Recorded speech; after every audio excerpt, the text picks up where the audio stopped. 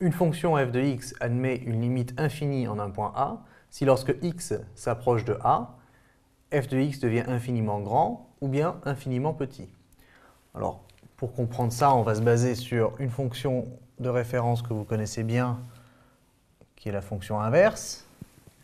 La fonction inverse, si je la trace rapidement à cette allure-ci, voilà,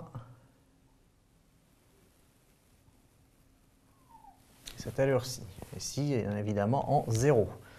Alors, au point 0, la fonction n'est pas définie. Mais, si je prends x ici, et que je m'approche de 0 par la gauche, ou par valeur négative, je constate que f de x devient de plus en plus petit, en tout cas de plus en plus négatif, et je peux choisir n'importe quelle valeur, mettons que je choisisse a ici négatif. Je peux prendre a où je veux, aussi bas que je veux. Il suffit de rapprocher x un peu plus de 0, et la valeur de f de x va dépasser et va prendre une valeur par exemple ici ou un peu plus bas, et qui sera plus petite que a.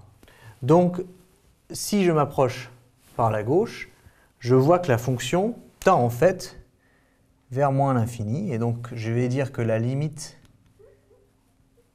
de f de x lorsque x tend vers 0 par valeur négative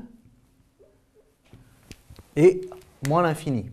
Alors vous le saviez déjà, mais c'est une illustration d'une limite infinie en un point.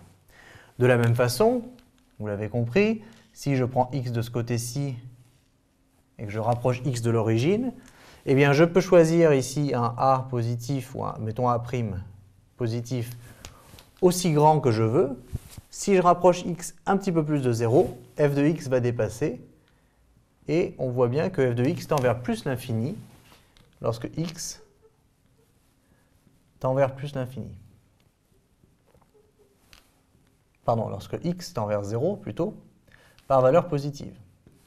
Donc je répète, la limite de f de x est plus l'infini lorsque x s'approche de 0 par valeur positive. Donc voilà l'illustration d'une limite infinie en un point.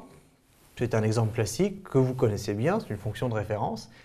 À noter quand même qu'effectivement, le fait que la limite soit différente en 0 plus et en 0 moins, c'est quelque chose sur lequel on reviendra dans les exercices à venir, puisque ça veut dire que dès que vous avez la fonction inverse, il faut faire attention de quel côté vous prenez la limite si vous considérez le point 0. Et un dernier point à rajouter, c'est que la droite y égale 0, ici,